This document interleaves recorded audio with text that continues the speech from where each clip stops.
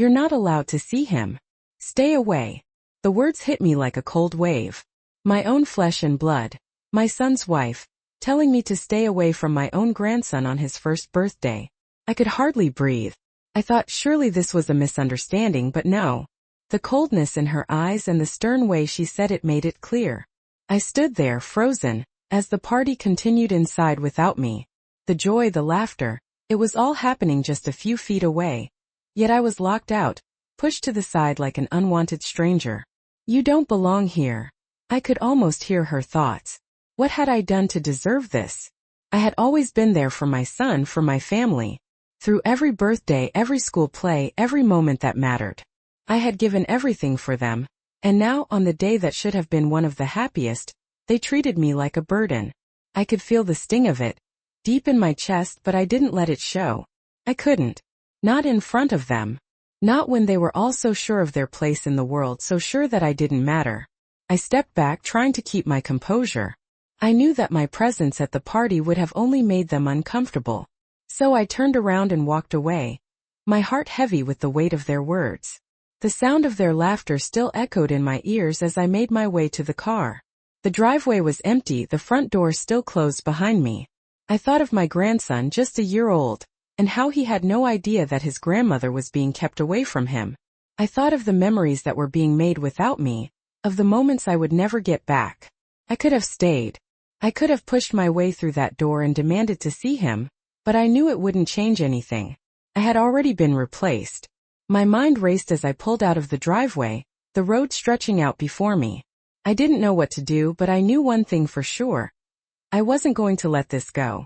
I would find a way to get back what was mine. My son might have forgotten me, but I wasn't done yet. I would make sure they realized the mistake they made by pushing me away. I wasn't just a mother, a grandmother, I was more than that. And I would make them see it. I didn't need to shout. I didn't need to beg. I just needed to find the strength to stand up for myself again. I drove aimlessly, the sound of the tires on the pavement a dull echo in my mind. I had never felt so small, so invisible. Every mile that passed felt like a slow, painful reminder of what had happened. I was supposed to be a part of that celebration, a part of that family, but instead I was left on the outside looking in. I knew I couldn't just let this go. I had to figure out what was really going on. Why had Lydia turned against me? Why had James stood by her side, doing nothing to stop it? The questions swirled in my head, but there were no answers. I pulled into the parking lot of a small cafe. Not because I was hungry, but because I needed to think. I sat there for a long time, staring out the window, trying to make sense of everything. It wasn't just about the birthday party. It wasn't even about the fact that they had kept me away from my grandson. It was about the way they treated me, like I didn't matter, like I was disposable. I had spent so many years taking care of them, loving them unconditionally, and this was how I was repaid. I wasn't sure what hurt more.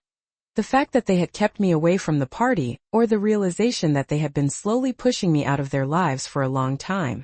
I could see the signs now, all the little ways they had distanced themselves from me. The missed calls, the forgotten holidays, the way Lydia always made sure I wasn't included in the plans. It was subtle at first, but now it was glaringly obvious. My mind kept going back to the conversation we had that morning, when Lydia had so coldly told me to stay away.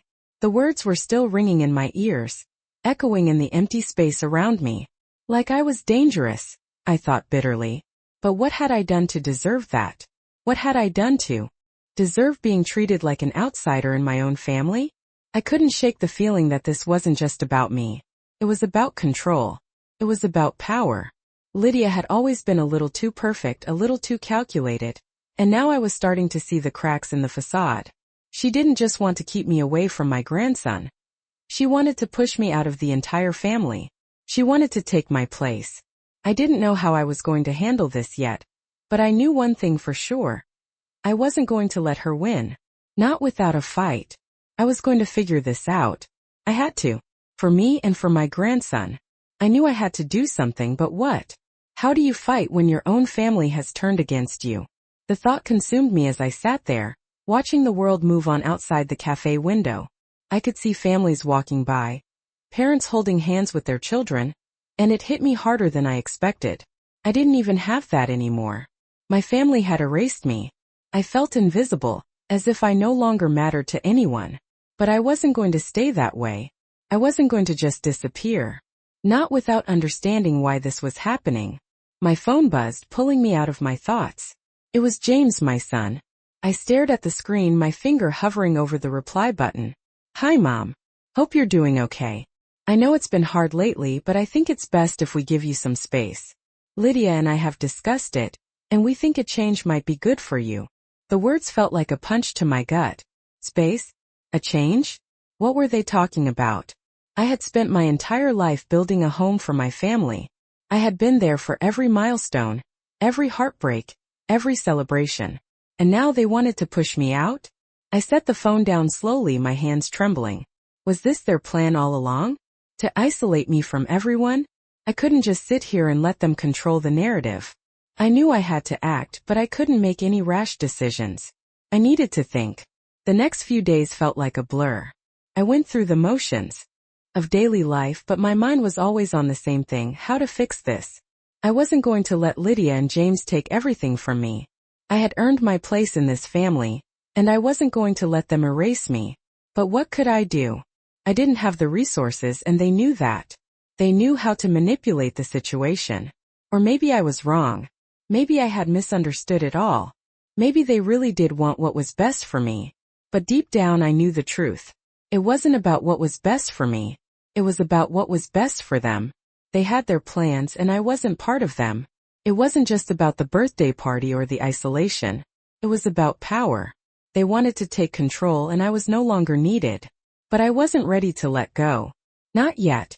I had to find a way to stand up for myself, to show them that I still had a voice. I wasn't going to be forgotten so easily. I woke up the next morning with a heavy heart. The reality of what was happening started to settle in like a cold fog. I couldn't escape it. The silence in the house was deafening, and for the first time in years I felt truly alone. I sat at the kitchen table, staring at the empty chair where James used to sit. The room seemed smaller, emptier, as if it too had given up on me. My phone buzzed again. Another message from James. Mom, I hope you're okay. Please just know we're doing what we think is best for everyone. I read it twice. It was always the same, wasn't it? They thought they were doing what was best for me, but their version of what's best had nothing to do with me. It was about control, about pushing me aside to make room for themselves. The more I thought about it, the more certain I became. They didn't care about me. They cared about maintaining their perfect little life, free from any distractions or complications that came with me being a part of it. But what was I supposed to do now? I couldn't just sit back and watch as they tore apart the family I had helped build. I decided to call my old friend Linda. She'd been with me through thick and thin, and I needed someone to talk to. She picked up on the first ring. Martha, it's been too long. How are you? Her voice was warm like a familiar blanket, and for the first time in days I felt a little comforted. I don't know anymore, Linda. I don't know who I am in this family anymore. I could feel the tears rising in my throat, but I held them back. I wasn't going to cry. Not yet. Not when I still had so much to figure out. What happened? Linda asked, her voice softening. I explained everything, how I had been pushed aside, how Lydia had taken over everything, how my own son wouldn't stand up for me. Linda was silent for a moment, then said something that made my heart skip. Martha, you've always been strong. You can still fight for what's yours. You just need to know what you're up against. Those words hit me hard. Fight for what's mine. I repeated them quietly to myself. I didn't know exactly what that would look like yet, but I knew one thing. I wasn't going down without a fight. Linda gave me a few ideas of where to start, and I hung up the phone with a sense of purpose I hadn't felt in days. I knew I couldn't win this by playing nice. They had made it clear that they didn't want me in their lives anymore. But that wasn't the end of the story. It wasn't over yet. I would fight for my place. I would fight for my family. And I would not let them take it all from me. I spent the next few days gathering information, carefully planning my next steps. I wasn't going to make any rash moves. I had to be smart about this, patient. I called Linda again and we talked for hours, going over every detail, every conversation, every interaction I could remember. It felt like I was piecing together a puzzle that had been broken apart. A puzzle that I had once helped create. With Linda's encouragement, I started making calls. I reached out to a lawyer who specialized in family law, someone who could help me understand my rights. The more I learned, the more I realized how deep the betrayal went. It wasn't just about me being excluded from family events. It was about something much more significant. I had been kept in the dark about the financial dealings, about the assets that James and Lydia were quietly taking control of. But the most troubling thing was how they had manipulated everything to make it look like I didn't matter, that I had no claim to anything. The house, the savings, everything I had worked so hard for. Was it all just theirs now? I wasn't going to let that happen. I wasn't going to let them take what I had earned. The lawyer explained that I had rights. Rights I hadn't even considered. There were legal protections in place, assets that were rightfully mine, and I could fight for them. But the question remained, should I fight? Was it worth it? Could I really take on my own son and his wife? The thought of it was overwhelming, but the answer was clear. I had to. I had no choice. They couldn't just take my life away from me. I had worked too hard for everything I had. I had sacrificed too much. And now it was time to stand up for myself. It wasn't going to be easy. I knew that. I knew I had to tread carefully, but I was ready. I couldn't keep pretending that everything was fine, that I was okay with being pushed aside. I wasn't. I was angry. I was hurt. But more than that, I was determined. I wasn't going to let them destroy everything I had built. The next day, I drove to the bank, my heart pounding with a mix of nerves and excitement. I was finally taking control, finally standing up for myself. The banker met me in the private office, and I handed her the documents I had gathered. We went over them one by one, and with each piece of information my confidence grew. I wasn't powerless. I had the law on my side. I wasn't going to let Lydia and James win. Not this time. I walked out of the bank with a sense of clarity I hadn't felt in weeks. The paperwork was in order, the accounts were real, and the law was on my side. The lawyer had explained everything to me in detail, and it all made sense now.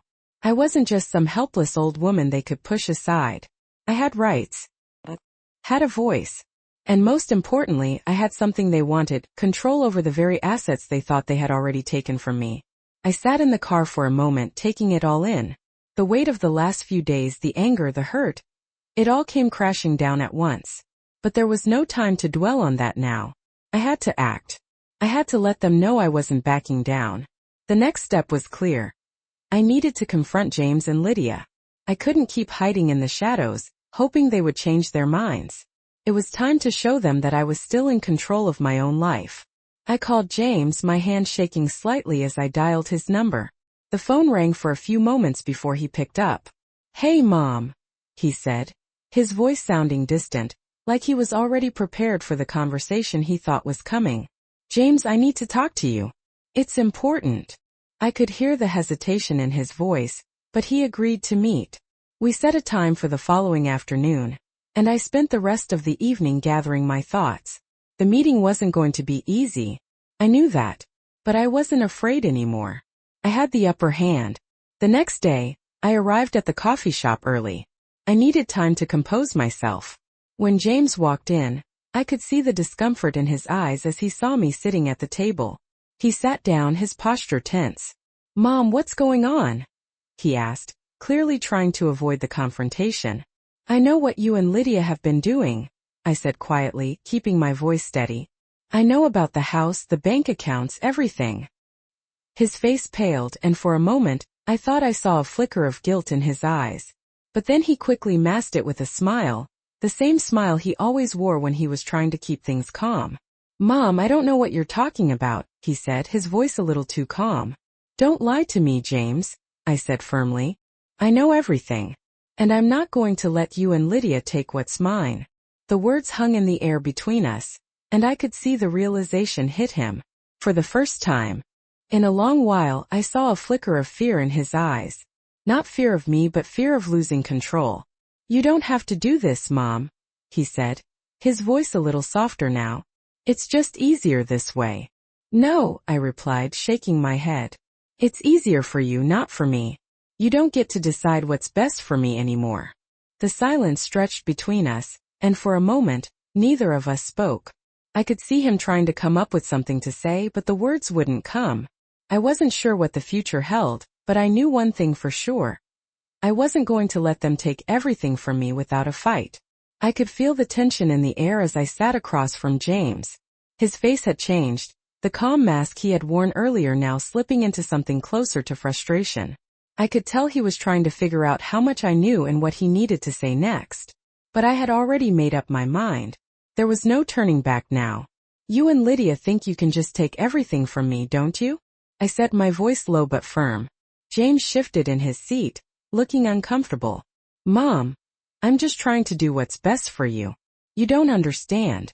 Things have changed. Things have changed.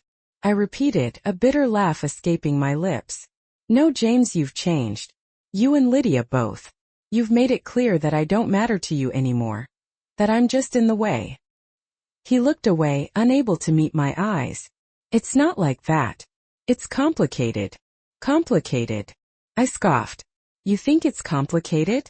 You think pushing your mother out of her own life is complicated? The words hung in the air between us, heavy with the weight of the truth. He didn't have an answer. I could see it in his eyes. He had nothing left to say. For the first time I realized that James wasn't just defending his actions, he was trying to convince himself that he was doing the right thing. I've done everything for you, James. Everything. And this is how you repay me. My voice cracked, but I quickly regained my composure. You don't get to decide what's best for me. You don't get to tell me that I'm better off being ignored, pushed aside, and forgotten. I'm your mother. And I'm not going anywhere. He was quiet for a long time, staring at the table. Finally he spoke, his voice barely above a whisper.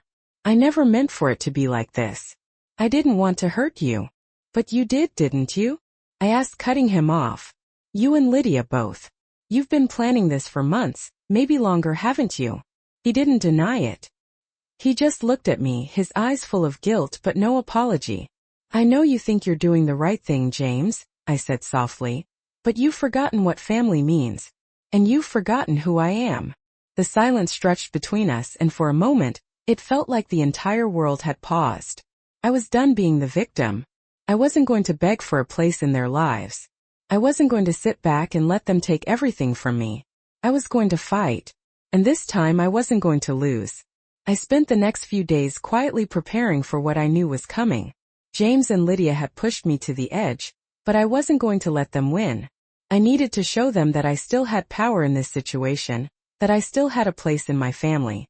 I wasn't going to let them dictate the terms of my life anymore. I spent hours going over every document, making sure everything was in order. The lawyer had been clear. I had rights that they had tried to ignore. I wasn't going to let them strip me of what was mine. I needed to take control of the situation to reclaim what had been taken from me. I arranged a meeting with the lawyer again, making sure I was ready to move forward. This wasn't just about the house or the money, it was about my dignity. It was about my place in the family.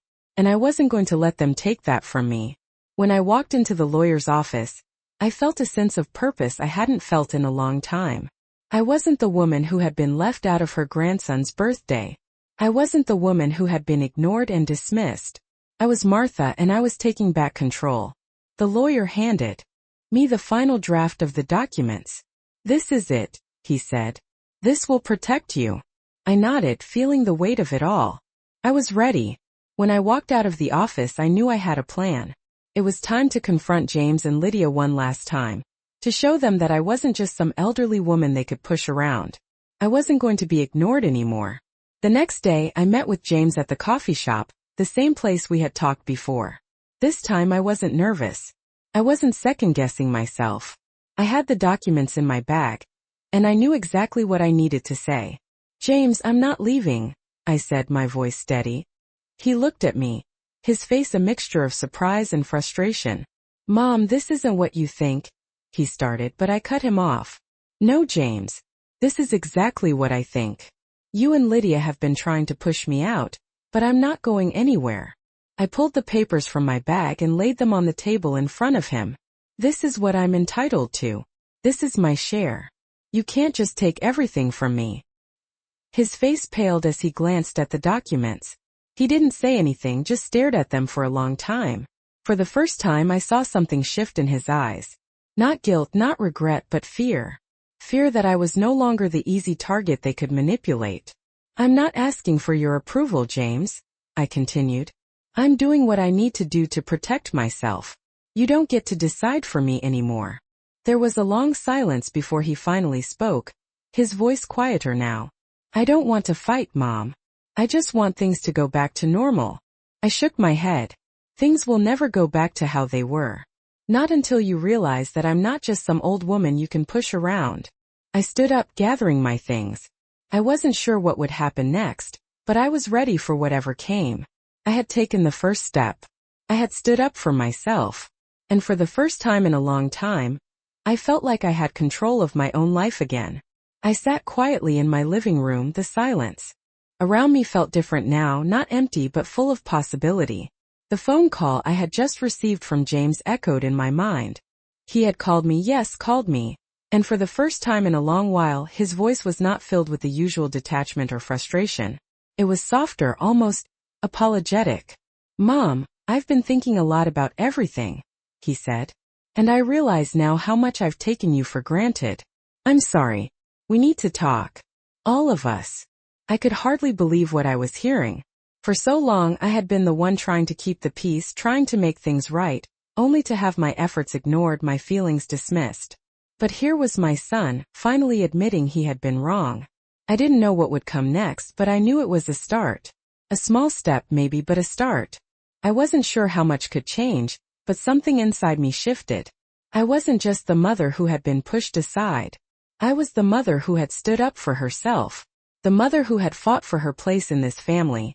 And I wasn't going to let anyone make me feel invisible again. A few days later, I found myself sitting at the kitchen table, surrounded by my family. James and Lydia were there, and even my grandson, now a little older, was running around laughing with his cousins. The air felt lighter, though still tense. We weren't back to where we used to be, but we were trying. And that meant something. We've got a lot of work to do, Lydia said quietly, looking at me with something that almost resembled remorse. But I think we can get through this if we're willing to listen to each other. I nodded, my heart heavy but hopeful. It's going to take time, I replied, my voice steady. But we can make it work together. And for the first time in a long time, I felt a glimmer of hope that maybe, just maybe, my family could heal. That maybe there was a chance for us to rebuild what had been broken. I wasn't sure what the future held, but I knew that I had fought for my place in it, and that gave me strength. It wasn't about the house or the money, it was about the love we had once shared, and the love we could still find again if we tried. The road ahead wouldn't be easy, but I was ready to walk it. With my family. With my heart open again.